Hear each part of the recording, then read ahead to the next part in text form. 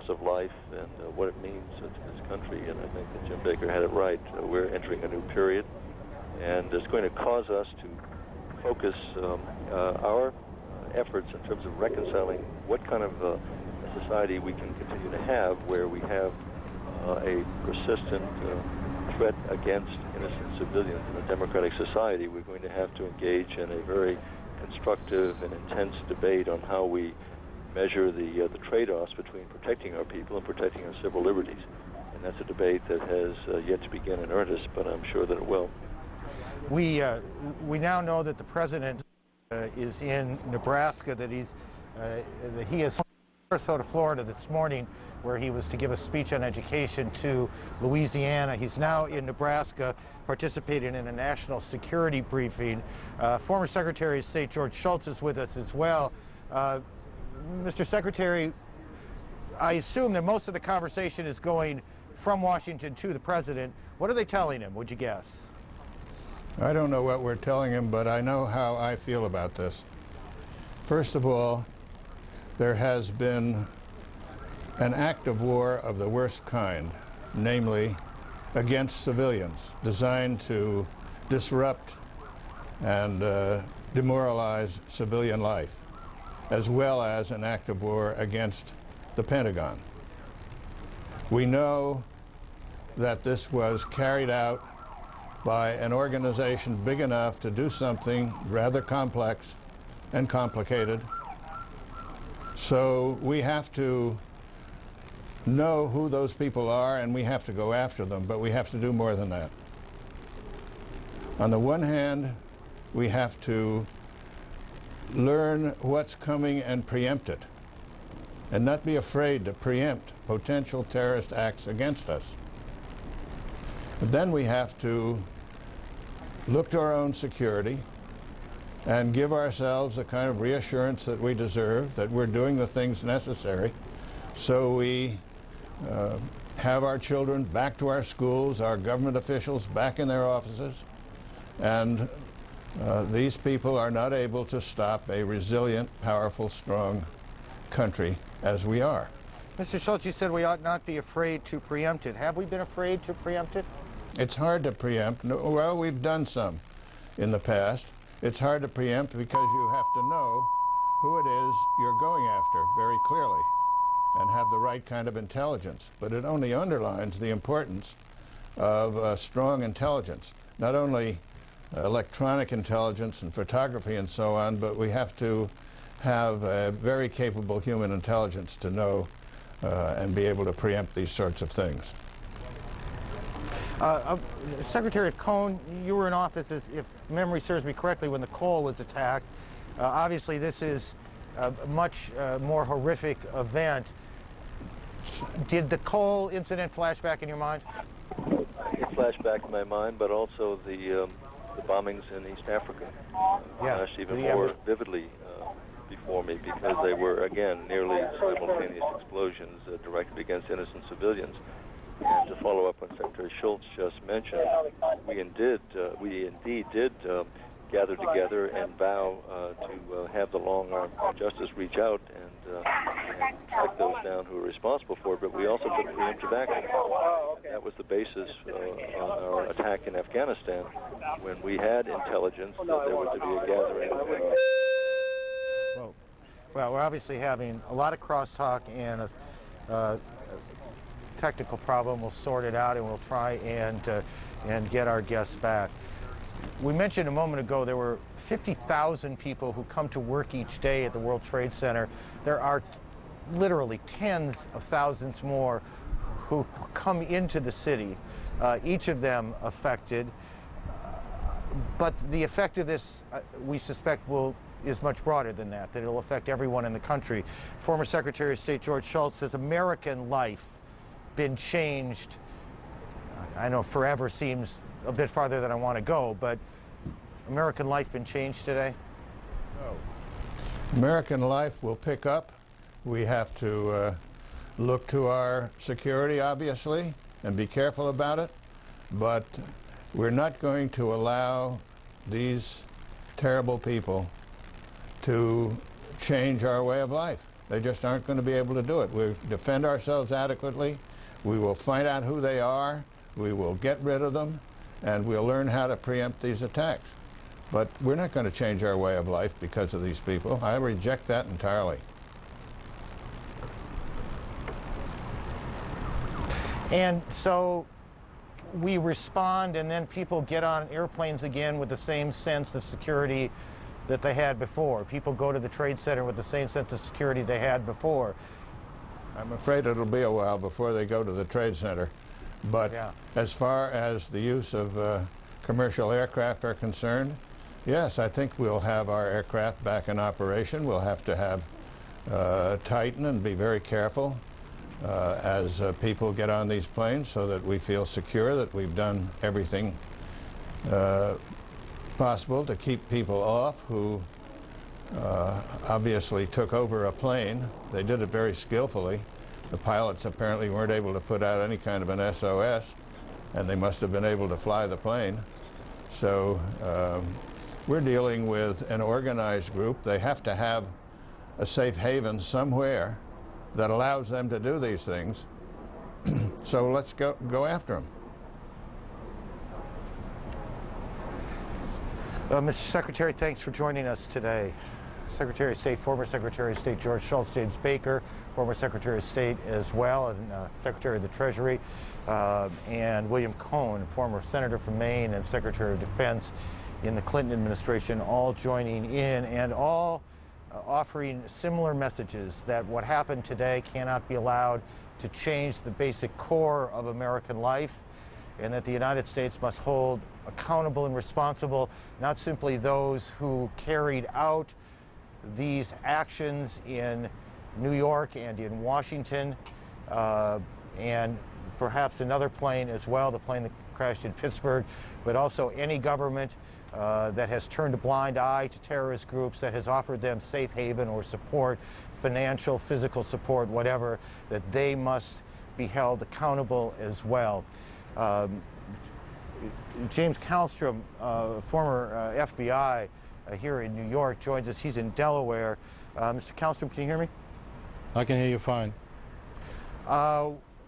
What are you hearing? Are you hearing things now? Do you have a network of people who are calling in, or that you're calling, who are telling you what they're finding out? Well, I certainly have a network of friends, and they're busy doing their work, not calling me. The only people calling me right now are the news media. Okay. What's going through your mind? What are the questions beyond the most obvious? Who did this? What is it that you want to know?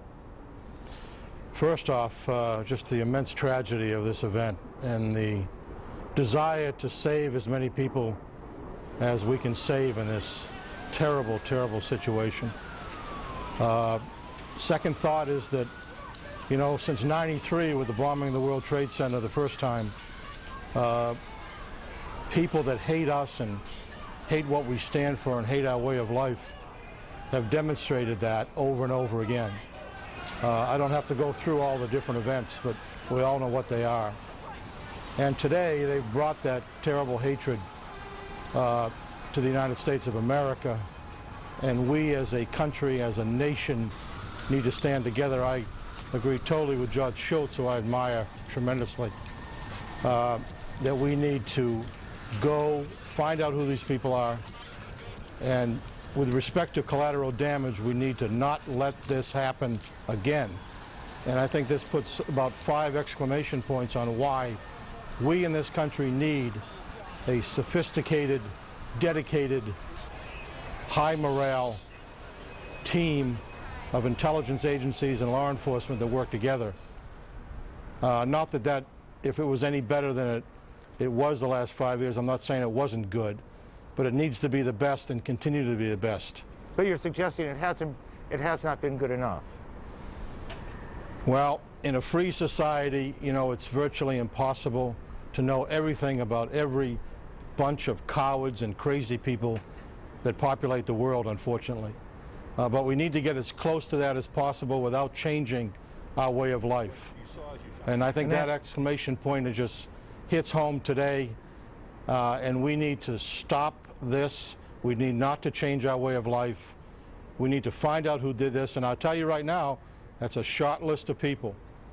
And our government knows pretty much what that short list is. They're putting the final touches, I'm sure, and will over the course of the next few hours, next few days, and we need to do something about it. Sir, thank you for your time today. Appreciate joining. We have shown you a number of times the video of this second plane that at 9:08 hit the Trade Center. We have, I believe, some still pictures of that plane as it moved. I'm seeing them for the first time with you, so bear with us. You can see that in the first shot, the plane approaching the Trade Center. And here in the second frame, you can see in the front, I believe what we saw there was the plumes of smoke and fire from the hit on the first building. The plane now visibly closer to the Trade Center building. It is just the most extraordinary and painful thing to look at because you know what's happening. Mr. Kallstrom, are you able to see these pictures, by the way? Mr. Kallstrom? Yes, I am. Were you able to see those? I was able to see that, yes. As you watch that, as you've seen that, I hear the anger builds, doesn't it? It does. It certainly does build. I mean, it's unbelievable. It's unbelievable. I mean, we're trained in many ways, both of us, by profession, not to use words like unbelievable, and then you confront moments like this where, in fact, unbelievable is about the only word that seems to apply.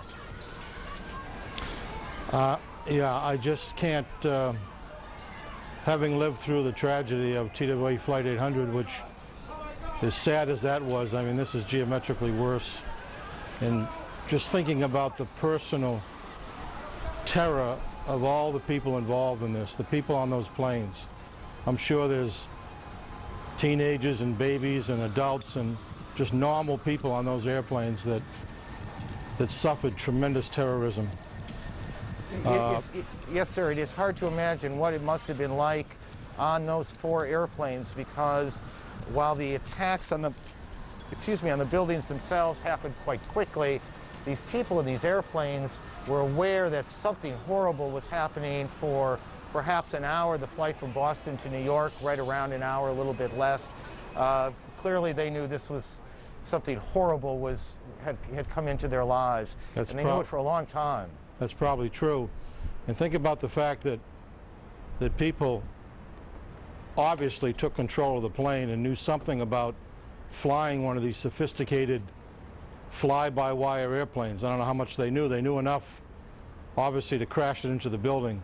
I can't imagine any American pilot crashing an airplane into one of these buildings. Now, sir, even with a gun to their head, they wouldn't do that. I was thinking exactly the same thing, that it is unimaginable to me, at least, that any pilot, no matter the circumstance, would have followed that order, crashed that plane into this building or that building. I don't know what they would have done, how they'd have dealt with it, but it is unimaginable they would have followed that order.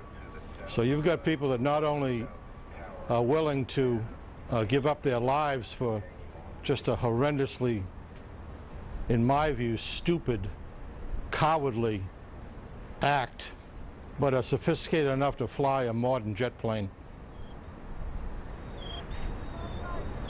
It was described by Secretary of State Shultz, and I don't know if you heard it, as an act of war against the United States. Do you see this as an act of war? I think it's clearly an act of war. I think it's, in many ways, it's a different time, but it's everything that Pearl Harbor was and more. It just puts an exclamation point next to this dangerous world we live in, and the inability to appease people that are this demented with rhetoric. It hasn't worked. It's not going to work. We can see what happened today. All peace-loving people of the world, all people that believe in democracy and freedom need to stand against this. Any country that harbors or aids this type of activity anywhere in the world needs to declare which side they're on, and we need to seriously do something about this, and I believe we will. Mr. Kellstrom, thank you for joining us. To Washington and our colleague, Judy Woodruff. Judy? Aaron, again, listening to your conversation with James Kellstrom and the others, we can only begin to grasp the magnitude of what's happened here. And I keep thinking back to what your New York City Mayor, Rudy Giuliani, said about 30 minutes ago. He looked at the camera and he said, it's safe here in New York City, everything is safe, but I would just say, without contradicting the mayor at all, that for so many people watching these pictures, it's very hard to believe or to know what is safe after 4 commercial jetliners caused the deaths that we have seen today. We have right now, we want to show you some pictures, some conversations with people on the streets of New York City this morning about the time of the airplane crashes into the World Trade Center. Let's listen. The actual airplane hitting the building. It was surreal. As we looked at it, we thought it was something out of a movie. It just didn't seem real. The airplane just came in at a tilt. We heard the scream of the plane, then a crack, crack, crack, boom, boom, boom, and the plane just disappeared. You didn't see the plane anymore, and then you saw the blowout from the other side. A lot of people equate this to something like Pearl Harbor. You were there. You saw this. Put yourself in perspective that this is nothing's ever happened like this. Well, I now have images that will never leave my mind. As I'm walking up from, we walked down from downtown up to Grand Central here, and I just keep seeing that airplane hitting. I saw also, prior to the second airplane hitting, while we were still standing there, I must have saw about 7 or 8 bodies flying through the air, coming from 80 floors up. Just, they'd fall from the debris, and you just saw them cartwheeling down, bouncing off the building. It was devastating. I'm not an emotional person in the least. I actually felt tremendous emotion at that point, because I do have a lot of friends in both buildings. And I do know that last time, as I said, it took 2.5 hours for somebody on the 70th floor to get out of that building. It's absolutely devastating. I believe, being down there, is tens of thousands of people dead. That's what I believe at this point. So you're not an emotional person, I see your eyes. I'm not emotional in the least, and now I'm very emotional about this. I have feelings of revenge, but I just sure hope that the government doesn't arbitrarily select an enemy and decide to, for political reasons, obliterate that enemy just for this. But I do hope they find the people that are responsible for this. You shot in the back, you shot. Joe, what do you do? And fell and just hit and just blew out the plaza we were on. It was complete dark, there is no light. So thank God somebody with little light came up, because we couldn't even see what's happening. We all, with dust and debris and... How'd you get out? Well, the firefighter, somebody with little light came eventually, and we were following him. And go to... What did you do? The police officer told everybody to form a human chain, and we held on to each other, and he flashed the light, and he directed us to Building 5, and we went out Building 5. Did you see people bleeding, and what did you see? Oh, everybody could see. Do you want blood? Here's blood. Everybody's bleeding. People are laying all over the floor. It's horrible. And I was there the first time, and this is twice.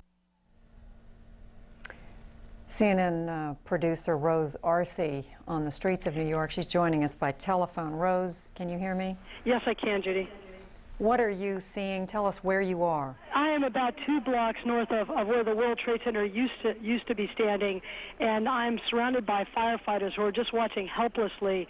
They've had to suspend their rescue operation, and they're just watching a burning hulk of building right now. The front part of the World Trade Center has completely sheared off, as well as many of the upper floors. And every few minutes you'll hear like a small sort of a rumbling sound, almost like an explosion sound, and another chunk of it will come flying down into the street, creating a situation where rescue personnel just have not been able to get close to this building now for over an hour.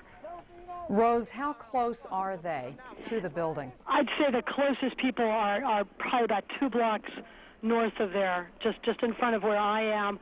I spoke to a firefighter a few minutes ago that said that he had to stand there and watch helplessly as at least a dozen people leapt from the upper floors of this building during a fire. Rose, when the mayor was asked this question at a news conference a little while ago, he said he wasn't able to answer, but given your vantage point, can you tell how large a perimeter, how many square blocks are we talking about that's been devastated? Well, I'd say that at least, up to 4 blocks north, Literally 5 blocks north of the World Trade Center, there is debris on top of buildings. There are buildings that have been pierced by debris.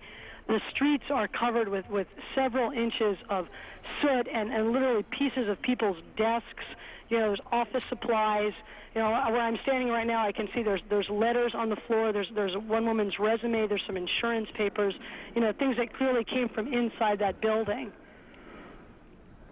And Rose, where, again, you are how close to what's going on here? I'm about, I'd say about 2.5 blocks north of the World Trade Center. And are you still seeing victims injured being taken away or walking away, or is no, right now there's absolutely nobody that's getting anywhere close to that building. There's just a huge and enormous pieces of debris just falling one right after the other. And as I said, firefighters a lot of them are just standing here helpless, you know, wanting to go in and try to fight the fire, but just can't get any closer because of safety problems. And Rose, is your sense that there are enough emergency personnel there once they can? I mean, are there? Give us a sense of how many emergency personnel you see. There's an absolute small army of fire safety people. I mean, I even see Immigration and Naturalization Service officers, federal marshals. You know, there are trucks from all over New York. I see license plates, New Jersey, people from upstate New York. There's just a small army of people here, but there's just really not a whole lot that they can do for, you know, whoever may be left right now, because it is just such a dangerous situation. CNN producer Rose Arce, she's talking to us right now. She's a few blocks away from the World Trade Center, describing efforts by rescue personnel who just cannot get close because it is still a very dangerous situation. You heard her say large pieces of debris still coming down. And these pictures we're showing you, all of them taken earlier in the day since the first airplane hit the World Trade Center about 8:48 this morning. And again, these are those still pictures that Aaron first referred to a few minutes ago. Still pictures of a commercial jetliner. This was the second one to come in. This was the plane, United Airlines Flight 175 that we now know has to be the one that Boeing 767 bound from Boston to Los Angeles. Instead, it ended up inside and going through incomprehensibly one of the towers of the World Trade Center. Just about a block and a half away here in Washington, a block and a half away from the White House, CNN senior White House correspondent John King. John, you were not traveling, of course, with President Bush, who went to Florida yesterday, but you have been talking to a number of people around the president who are trying to stay on top of what's happened. Trying to stay on top of what has happened, Judy, despite the fact that from the ground up anyway, the White House complex, which you see behind me, the building itself and the old executive office building, which is home to a number of senior administration officials, a virtual ghost town, evacuated this morning. The president, as we have reported, is now at a military installation in the Midwest. The president, first from Florida, stopped at a military installation in Louisiana. He was briefed. Then there was talk that he would come back to Washington, and administration officials saying they believe that is politically very important to send a signal to get the president back to the White House as soon as possible. But the president instead stopped at a second military installation in Nebraska. We are told he is participating in a National Security Council meeting by telephone.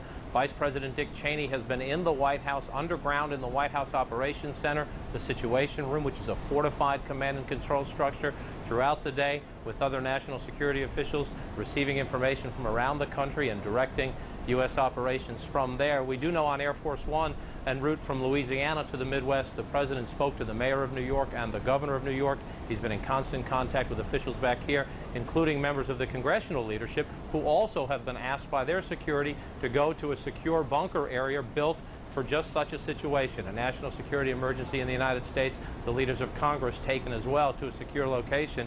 Again, the White House grounds were evacuated when all this was taking place this morning. From this perch up here, which you are familiar with from anchoring Inside Politics, you can still see smoke wafting up from the Pentagon and National Airport across the Potomac River, usually one of the nation's busiest. Of course, now completely shut down as part of the security precautions being taken here. We are told there is a priority on trying to get the president back to the White House, but priority number one is the president's security. And I've spoken to several senior administration officials as well as some security sources who say at this moment they know of no specific additional threats, but of course they were caught so completely off guard this morning, extra precautions being taken because of the scope of these devastating terrorist attacks. Judy? All right, John King at a location on top of an office building just a few blocks from the White House, as you can see, reporting on the scene there where every federal building in the city of Washington has been evacuated. Joining us now on the telephone, former Georgia United States Senator Sam Nunn. Senator Nunn, are you in Atlanta, New York? Judy, I'm in Wilmington, Delaware. All right. Senator, longtime leader of the Senate Armed Services Committee, someone who has followed military affairs in this country for so long. What are you thinking right now?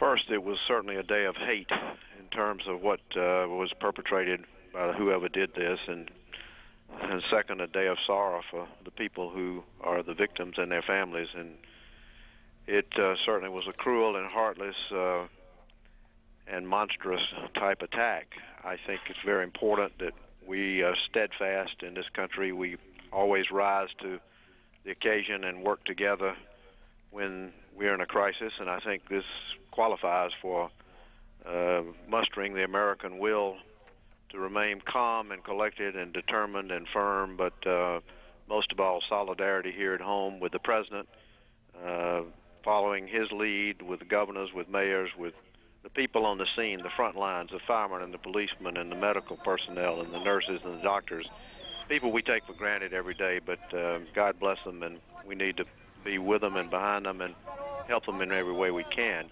Certainly we need to learn lessons from this. We need to find out about the intelligence, find out why we didn't get some notification, whether we had information that we did not properly analyze, or whether Senator, all of those things come to mind. Senator, I want to ask you about that, because there has to be many people out there watching who feel betrayed, who want to know why is it that something, how is it that something on this scale could be carried off when they thought the United States was the safest country on the earth? Judy, I think that's a good question, and I think our intelligence people have to be asked those hard questions, and they will be. I think we also need to put it in perspective, though. We've had efforts against America for the last 20, 25 years, some of them almost of this magnitude in terms of the planning, and they've been warded off by law enforcement and intelligence. So we have to put it in somewhat perspective, and we have to also understand some of our other nations in the world have been under not exactly this kind of attack, but similar type terrorism for a long time, including Great Britain, including Israel and the Middle East, including Germany. So we have to understand that America is an open society, and we're vulnerable to this, and we need to do everything we can to tell the people of the world that we expect them to be solid with us, too, because we need world condemnation here. Certainly when we find out who did it, we need to retaliate, and we need to demand that the world stand solid with us in condemning any country that houses or supports terrorism. All right, former United States Senator Sam Nunn, Democrat of Georgia, joining us on the telephone, longtime leader of the Senate Armed Services Committee and certainly a leader in U.S. military affairs. Speaking of military leaders, we have now joining us live from Little Rock, Arkansas, former NATO Commander General Wesley Clark. And General Clark, you and I talked a little bit earlier today about what's happened. I know you have sources. Have you learned any more about either, we've obviously been looking at pictures of the horrific evidence of what happened, but have you learned any more about suspicions, information, about what might have been behind this? Well, actually, I know that there will be a great deal of effort underway to find out who could have contributed to this. And there are various groups who could have been part of it.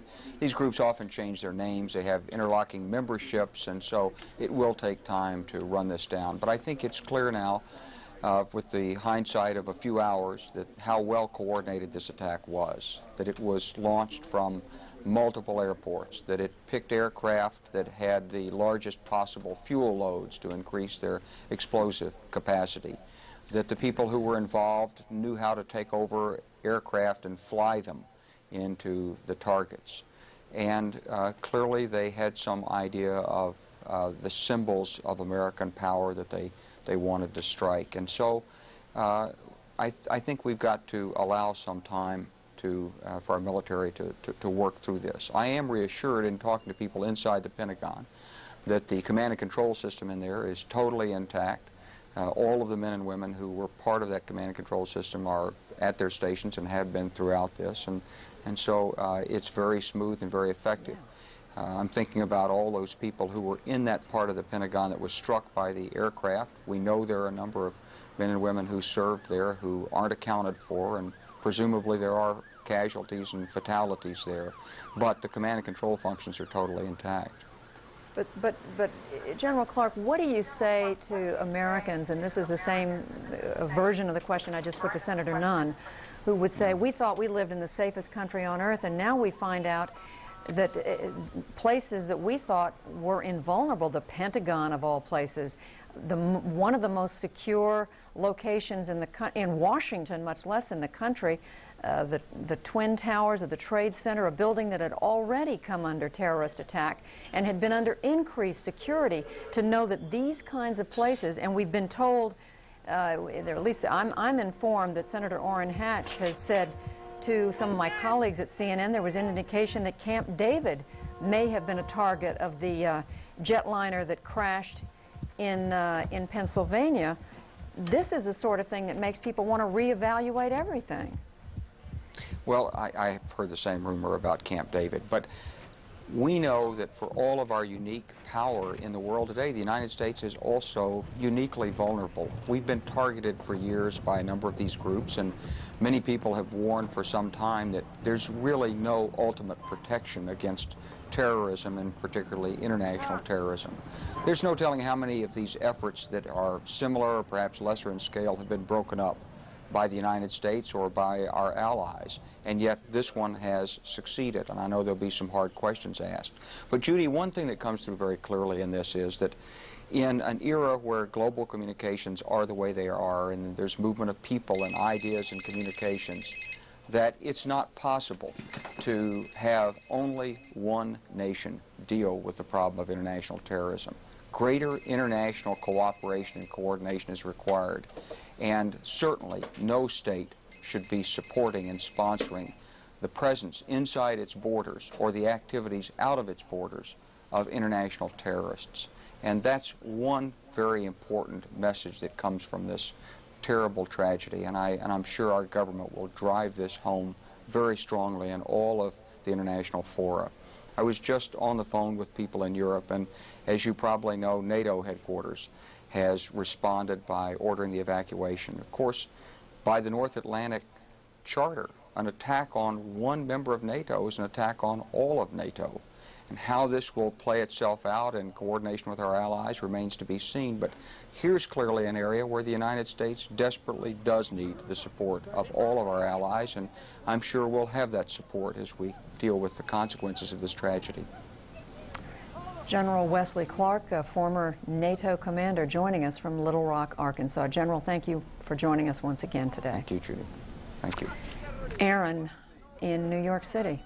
Judy, there was something absolutely chilling as General Clark walked through the planning that must have taken place.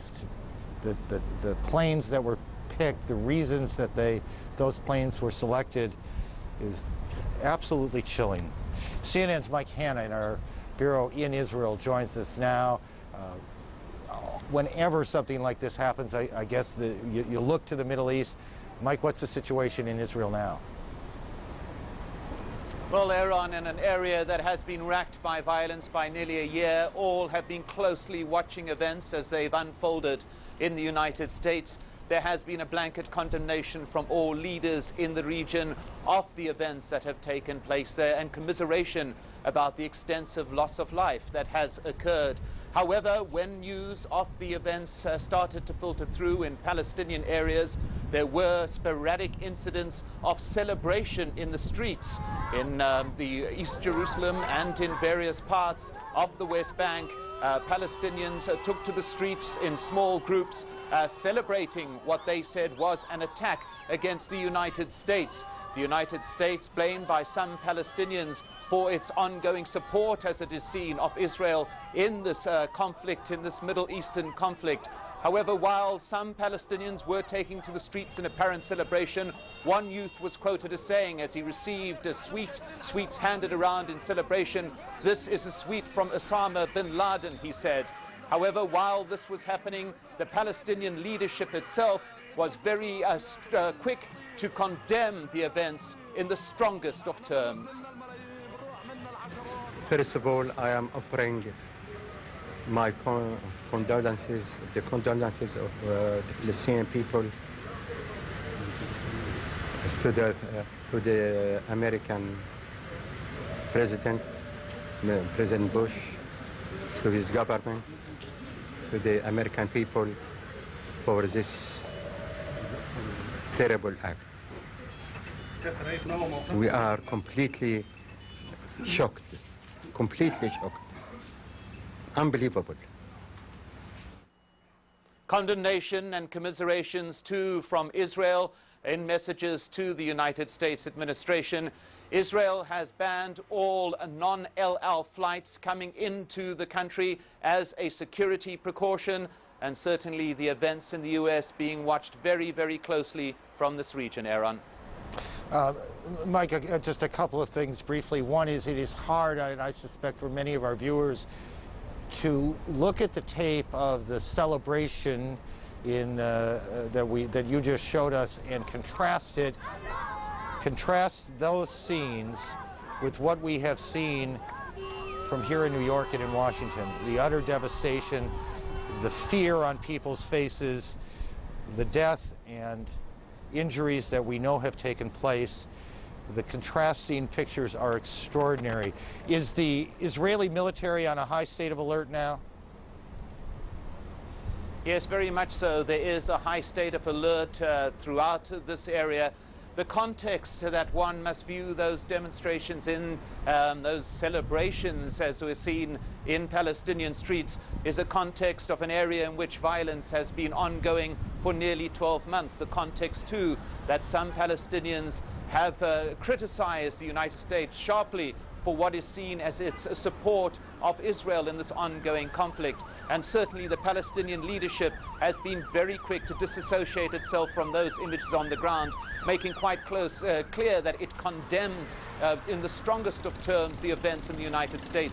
All radical Palestinian groups too have disassociated themselves and denied any responsibility for the United States attacks. Aaron? Mike, thank you. CNN's Mike Hanna, our Jerusalem bureau chief, where it's about 11:15 in Israel, about 3:45 here in New York. Hospitals here continue to be inundated with the injured, the most serious of the injured being treated first in a classic triage operation. Maria Hinojosa is at St. Vincent Hospital. She joins us on the phone. Maria, what are you seeing and what are you hearing? Well, Aaron, since about 10 o'clock this morning, there's been a steady stream of ambulances coming into St. Vincent's, which is the central hospital for the traumatized, where they're dealing with the trauma units here. Now, what we've seen, the most recent numbers now, there's 256 patients.